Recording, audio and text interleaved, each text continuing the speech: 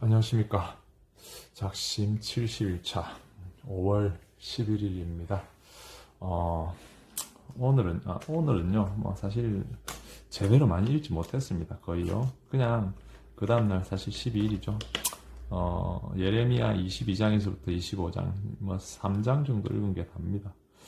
약간 조금 게을리했더니만 제대로 못 읽었습니다. 자, 예레미야를 이제 갈 건데요. 자, 예레미야는요, 자, 어떻게 소개되고 있냐면요, 유다 왕 요시야가 다스린 지 13년에 여호와의 말씀이 예레미야에게 임하였다 해서요.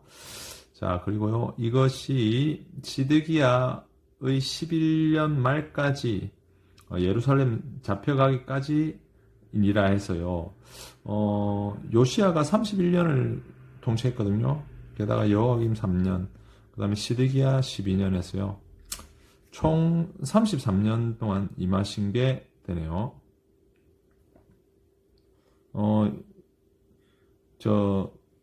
예레미야라는 성경이 쓰여진 배경이 나오는데요. 자, 1장 4절에 여호와 말씀이 내게 임하니라 해서 예레미야에게 임했다는 거죠.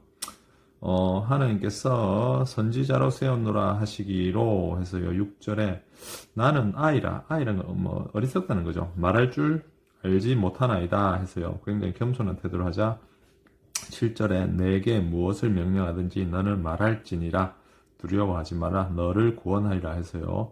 예레미야에게 그 말씀을 전달하기라고 이제 명령하십니다. 실제로 예레미야는 하나님의 말씀을 백성들에게 전달하면서 암살의 위협도 받고 해서 신분적으로 굉장히 위태로워집니다. 이 예레미야서는요, 참고로 예레미야가 직접 작성한 게 아니고 그 친구 바론인가가 하는 사람이 작성했다고 하네요. 제작년도는 BC 627년에서 580년 정도로 아주 정확하게 나와 있습니다. 그만큼 이제 이스라엘 민족들은 기록을 엄청나게 잘 해놓는 것 같아요. 자, 북쪽에 대한 예언이 나옵니다. 1장 14절에 재앙이 북방에서부터 일어나 모든 지민들에게 부어지리라. 이제 바벨론의 이제 세력에 의해서 잡아먹히는 것을 예언을 하고 있죠. 그 다음에 2장에는요, 자, 하나님께서 이제 이스라엘 민족을, 신혼부부로 이제 비유하여서 하십니다. 자, 2장 2절에 신혼 때의 사랑을 기억하노니 곧 씨를 뿌리지 못하는 땅 광야에서 나를 따랐습니다. 한마디로 우리 부부들이 이제 결혼하면은 사실은 요새 사람들이 집 사고 한다고 해서 돈이 없어서 결혼 못 한다 이런 말 있지만 제가 결혼할 때만 해도 그렇고요. 우리 10년 전에만 해도 그렇고요.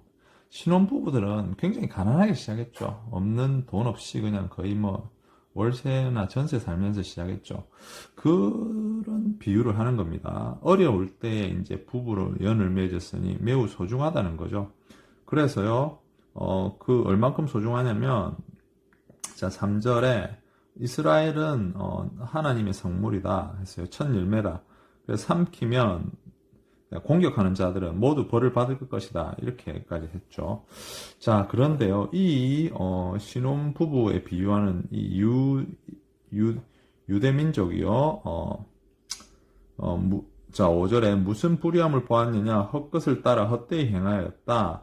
7절에요. 내 땅을 더럽히고 내 기업 역겨운 것으로 만들었다. 8절에 나에게 반역하고 바알의 이름으로 예언하고 무익한 것을 따랐다. 해서요, 바알씨는 북이스라엘 쪽에 이제 사마리아인들이 주로 많이 생겼다는데요. 사마리아인은 유대인과 이방인 이방인들과 함께 낳은 자식들인데요. 그 자손들 사마리아인들이 주로 많이 생긴 신이라고 합니다. 그렇죠. 우리 신혼부부 저도 그런 실수를 했죠. 굉장히 부부란 것은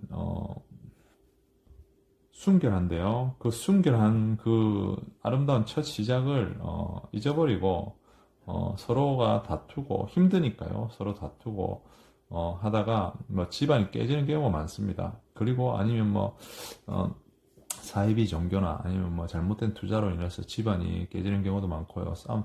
그렇게 해서 신혼부부는 굉장히 성스러운 출발이라서 조심조심 서로 막 한 5, 6년간 서로를 존중하면서 가야 되는데, 아마 제가 성경을 알았다면 그런 실수를 안 하겠지만 참 안타깝죠.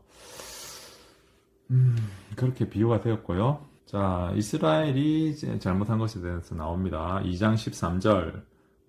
두 가지 악을 행하였으니, 하나는 생수의 근원이 되는 나를 버린 것과, 첫 번째. 그럼 두 번째, 스스로 웅덩이를 판 것이다. 자, 물을 가두지 못할 터진 운동이다. 무슨 말이냐면, 결국은 하나님이라는 생수를 버린 거고요. 두 번째는, 하나님을 통해서 생수를 얻은 것이 아니고, 다른 곳에서 웅덩이를 팠다는 겁니다. 그러니까, 하나님을 떠나서, 사는 삶을 말하죠. 자, 그래서 19절에 여호와를 버림과 내 속에 나를 경외함이 없는 것이 악이요 고통이라. 저는 이 말이 참 인상적이더라고요. 맞습니다. 여러분들 믿음 생활을 떠나서요, 좀 경건한 삶을 살지 않으면요, 삶은 고통이 옵니다.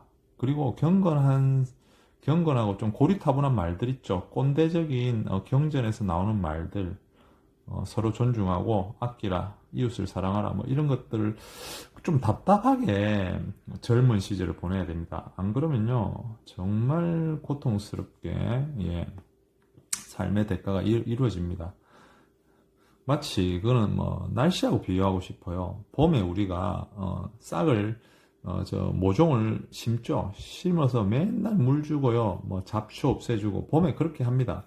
그런데 그렇게 하지 않고 모종도 심지도 않고 심어놨는데 관리도 안 하고 물 안 주고 이러면, 물 안 주고 하면 금세 말라 죽어버리죠.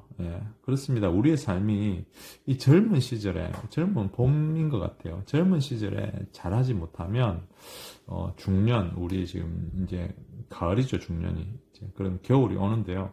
그 시절에 상당히 고통스럽다. 여러분들, 참 이런 게 저는 제 스스로 많이 되뇌어지네요. 자, 그리고 바알 신을 따르면 그 대가가 그게 어떻게 빠지는지를 알려드립니다. 24절에 들암나기의 그들이 성욕이 일어나므로 헐떡거린 것 같더라. 발전기에 누가 그것을 막으리요? 여러분, 악한 삶을 좀 안 살았으면 좋겠다. 경건한 삶을 살라고 하는 이유가 뭐예요? 성실한 삶을 살라고 하는 이유가요. 정말 젊음은 에너지가 있기 때문에 욕정이나 탐욕이나 욕심이 불같이 일어납니다. 저도 성경 제대로 못 읽고요. 정리도 제대로 못했어요. 왜? 그냥 약간 나태해지니까 그렇게 되더라고요. 그래서 정말 좀 마음이 그렇습니다. 그래서 여러분, 이 발전기에 나귀 같다는 이 비유가 너무 적절한 것 같아요. 그래서 젊음은 봄입니다. 이 봄에는 이런 에너지를 조절할 수 있는 경건함이 좀 필요할 것 같습니다. 그리고 우상숭배에 빠진 사람들은요, 자, 어떤 생각을 가지냐면요, 자, 35절에, 2장 35절, 너는 말하기를 나는 무죄하다 해서요, 나는 죄를 범하지 아니하였다 하였으므로 내가 너를 심판하리라 했고요. 어찌하여 내 길을 바꾸어 부지런히 돌아다니느냐? 애굽으로 말미암아 수치를 당할 것이다. 한마디로 우상숭배나 제대로 된 길을 가지 않는 사람은 자기가 그 길을 가고 있음에도 모른다는 거죠. 자기가 옳다라고 생각하는 겁니다. 그런 것이 참 그 문제가 되죠. 애굽에 대한 예언도 나옵니다. 애굽으로 말미암아 수치를 당하리라. 지금 이집트죠. 자, 이렇게 우상 숭배를요, 3장 3절에는 창녀에 비유했고요. 자, 또 다음에 9절에 돌과 나무와 더불어 행음했다. 땅을 더럽혔다 하는 거죠. 자, 이런 있죠. 우리가 쉽게 생각하는 돌이나 나무를 숭배하고 이런 것들을 우상 숭배로 보고요. 이걸 행음, 바람 피고 가늠한, 이렇게 아주 나쁘게 보시죠.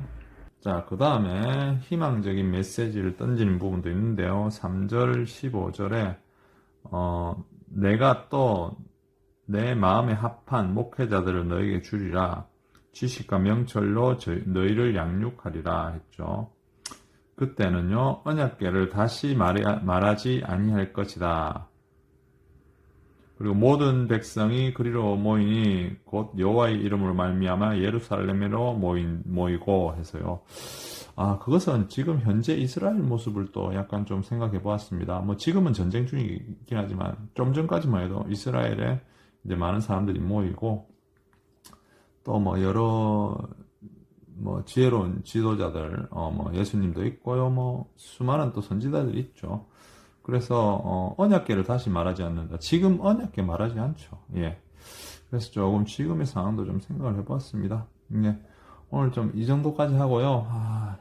하루를 너무 나태하게 토요일을 보냈습니다. 좀 피곤해서 그랬다고 변명을 하지만 좀 게을렀다는 면이 정확한 것 같습니다. 어쨌든 새롭게 시작해보려 합니다. 네, 여러분들도 주말 동안 에너지를 충전하는 시간을 가지시기 바랍니다. 감사합니다.